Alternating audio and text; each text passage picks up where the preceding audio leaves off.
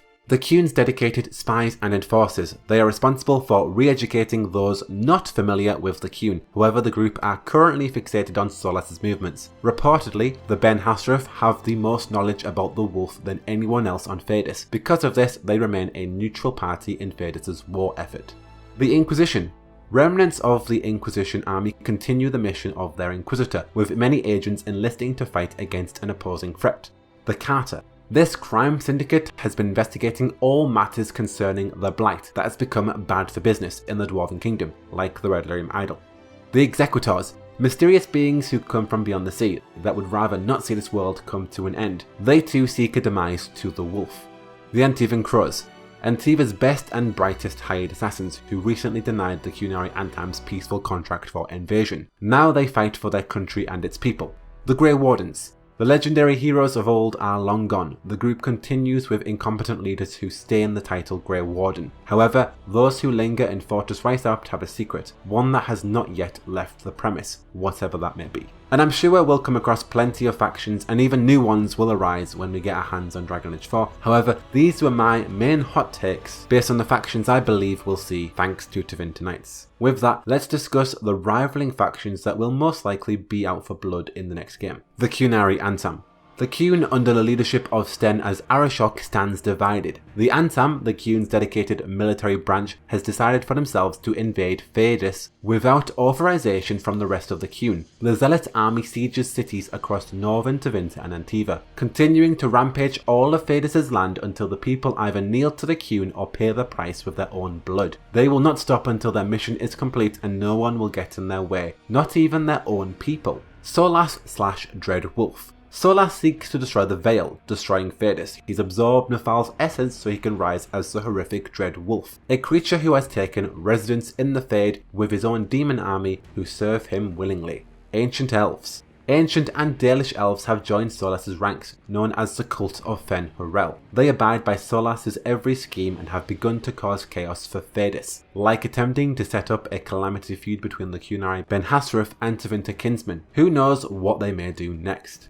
Venatori Remnants. Tevinter's most ominous cult tried to summon an ancient demon in Tevinter's capital city. Surely they aren't over that plan just yet, while other fragments remain on uncovering even more secrets to do with Red Lyrium. And again, as I mentioned before, I'm sure we'll have even more evil factions rise up in Dragon Age 4 that will no doubt seek our demise. With that, let's get to the juicy story predictions where I get to speculate the heck out of many key plot aspects of Dragon Age 4's narrative, so hold on tight to your tinfoil hats. First up, the Red Lyrium Idol MacGuffin. The whereabouts of the Red Lyrium Idol are still quite the mystery. We've learnt a great deal about this device, however we still don't know what it represents and how significant it will be regarding Solas' plan to destroy the Veil. So will we be embarking on a MacGuffin style questline to find this idol before Solas gets it? Or maybe this idol plot point may be wrapped up by the time of Dragon Age 4's launch, and we'll be doing something else. The point is, this idol is still a mystery and it needs solving, so by that measure it's probably going to have some involvement in Dragon Age 4. But to what? That's the main question. Solas Dreadwolf Antagonist. Based on what we know about the story going forward, Solas will most certainly be the next antagonist. That's a given at this point, unless the plot drastically changes and Nephal, or the Titans, or a new evil takes that position. As it stands though, Solas seemingly is the big bad of Dragon Age 4, and I say that with high confidence. And thanks to Tevinter Nights' revelations, Solas has already risen as the Dread Wolf. We're already doomed. The plot will most likely focus around stopping Solas before he destroys the Veil, if there even is a way to stop him. As another obvious prediction, I believe we may follow between two main choices throughout every action in the next game. These choices are, do we want to redeem Solas or do we want to stop him? If our intention is to redeem Solas and our actions speak from that, then perhaps he will listen to what we've got to say. However, I believe that if we pursue every action to kill Solas, then perhaps we'll only be greeted by the Dread Wolf. Allies. Regarding the main plot of defeating Solas, I believe we'll be gathering more intel on the Dreadwolf by teaming up with many dedicated factions across northern Thedas. While some groups may join our ranks more willingly, like the Mortalitasi who need our help more than ever right now, I believe we may have a few decisions between choosing one faction over another because of their own quarrels, like choosing between the Tevinter Sakari and the Qunari Ben Hassrath, each providing agents and intelligence in their own way against Solas, however completely hostile to the other faction, so hostile that they will not work with the other. We're going to need allies to stop Solas, there's no way around that. Not every faction is going to get along, and magically unifying each divisive faction under one banner would be unrealistic and feel cheap in my opinion. If we can choose between key factions, there'd be a sense of contention for every single choice we could make. Alongside our main story content, we've got plenty of side plots and threads that need to be explored. So here's a rapid list of some extra conflicts I think we'll see in the next game.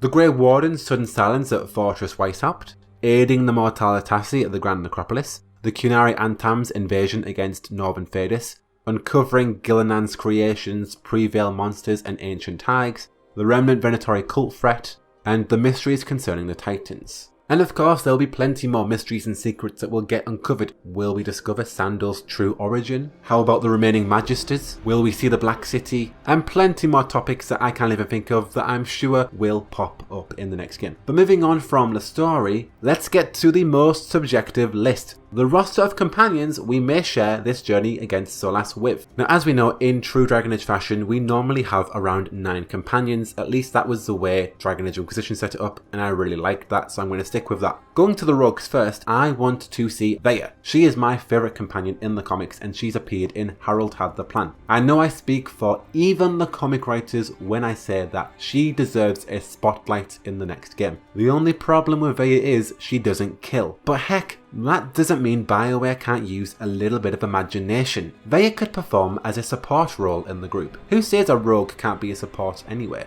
Anyways, next up, 3 words, or names. Scout Lace Harding. She's been teased, but she deserves a comeback as a bigger role, and for goodness sake, she deserves to be romanced. Not to mention that Harding will certainly have plenty of context in Dragon Age 4. She can serve as a living reminder of the Inquisition, filling the next protagonist in on our previous events correlating to Solas, providing many links to Inquisition members like Leliana, Charter, and many other agents, and the biggest reason of all, she deserves it. So justice for Harding. And the final rogue we have is Lucanus de la Morte, an Antivan crew assassin introduced in the Wigmaker job. Although Lucanus has no interest in becoming the first Talon, he's said to be his grandmother's favourite, and she is the first Talon, so she intends on making him her heir. I don't know about you, but I don't know a better rogue than an Antivan crew assassin. Sounds pretty epic to me. Let's move on to the mages. First up we have Vadis, an Altus Tevinter thief introduced in half up front. She was disowned by her father because of her relationship with an elf, and as of which she has become a wayward traveller who came across a calamity scheme of Fenrirel's which would have caused an incredible feud between the Qun and Tevinter. Since stopping those responsible and making herself known to the Red Wolf, Vadis with her elven companion has headed to Kirkwall to meet Varric Tefris so she and her partner can strike back against the Dread Wolf. Sounds perfectly fitting to me. Next up we have a female Qunari. Now this one isn't really in Tevinter Nights because I don't really have anyone to correlate this to because there are no significant female Qunari companions in the book, and I don't really know anyone in any previous Dragon Age games who could be. So that means that we can have a brand new character, of course. Now I say a female Qunari because Patrick Weeks teased this back in 2017, that this sort of character style would be a biggie in a hypothetical game because it's something that they haven't done before, and that's what they want to do in the next game, is create characters that they haven't done before. We've had 2 previous warrior Qunari, so I would love to see an ex-Sarabas wielding powerful fade magic. That is definitely something new, and I think that's a huge potential. Next up we have Philum, a bard. He is a scholar responsible for collecting and curating many texts in Fadis. His knowledge and penmanship would certainly be a large help, not to mention his dashing personality, and he's a bard for Andraste's sake. And finally, let's move on to the warriors. First up, I have Fenris as a returning character from Dragon Age 2. I think Fenris is one of the most viable characters to return as a companion. His lyrium tattoos provide for a very unique combat style, and he's got plenty of substance in Tevinter as he continues his blood trail of Magisters. Not only that, he's been setting slaves free and is personally involved in a red lyrium plot conducted by the Venatori remnants. I think if we're gonna have a returning character, Fenris is a huge contender for that. Moving on, we have Grey Warden Ramesh. He is a man who has seen some true horrors in his life as he was introduced in the horrors of Hormak. Ramesh has seen one of the many ancient tides that contain ancient elven nightmares as he witnessed his partner sacrifice her life so he could escape. His mission stands to warn the rest of the wardens of the remaining 11 Tigers. Perhaps he can get involved with us, and we can uncover the remaining mysteries of those Tigers. And the final warrior I have on the list is Holix, a Lord of Fortune introduced in Luck in the Gardens. They defeated a great tentacle monster lurking in the gardens of Minrathous with the assistance of Dorian Pavis and Mivaris Talani, already meeting our mutuals. Not only that, they can perfect the fine arts of theft, but Holix also makes for a great hunter and tracker. So heck, why not? Now as for some sillier but very much necessary companion predictions, I have a few more that I need to share. We have a Navaran Mortalitasi skeleton. Believe it or not, but in the Grand Necropolis, the Death Mages actually have skeleton servants who do pretty much anything for their masters. Being bound by a spell to serve for the rest of your days will do that to you. I say if they're already bound, why not have one too? I mean, they don't really need to be a companion, they could just be an NPC at camp or at our new hub, hanging about, helping us with our clothes and laundry and whatnot. In the opposite direction, I would very much like to see my Mabari Warhound return, that is all. And how about an Executor? They're such a mystery. If we're not playing as one, then why not have one as a companion? If we're not going to find out what's behind their Varantium robes any other way, then we may need to take a gander and see for ourselves. In the romance kind of way, if you get what I mean. And lastly, I would be silly not to ask for an Elven God companion, channeling 2017 Jackdaw vibes with that right there. In truth, these are just a few of my companion predictions, very much based on Tevinter Nights exclusively. I believe the next game will have a variety of different companions. The main takeaway from this section going forward is to expect the sort of characters we haven't already had. You know, like a Kunari warrior, maybe a human Templar. We should be predicting the not so expected, as Patrick Weeks stated. With that, I would like to wrap this up because this is already a pretty long video and I have discussed my main predictions from what I took away from Tevinter Nights. If you would like to check out more Dragon Age predictions based on Tevinter Nights, then be sure to check out Tumblr user Felison's blog, as this video was very much inspired by their post title, however the contents are very much different. Needless to say, you should totally go give that blog some love, link in the description. And there's plenty of other Tevinter Nights content out there too, so be sure to go and give each video some love. I've seen Katie and Jordan do an entire podcast on it, I've seen Saria do a Red Larium Idols theory video, seen Fusselcon do some Horrors and Hallmark content, and of course I've spent plenty of videos talking about Tevinter Nights. So go give those videos some love, links in the description down below for all your other Dragon Age content creators, because they deserve it just as I do. And with that, let me know your predictions down below. What did you think about mine? Am I just being silly? Do you actually see some reason in mine? I feel like being a spy is my best prediction here. What do you feel about the next protagonist, companions, story? I want to hear all of those down below, because this is a video I haven't done before and I've wanted to do one for a while. However, we have some substance now. So give me all of yours down below because I genuinely want to hear your thoughts on the future of Dragon Age 4. But until the next one, of course, I have been Jackdaw. Be sure to check out my blog, Patreon, follow my Tumblr, Twitter, Instagram, Facebook, all of those links in the description down below. But I hope you're keeping safe, and until the next one, I should go. Whoa, whoa, whoa, whoa, whoa.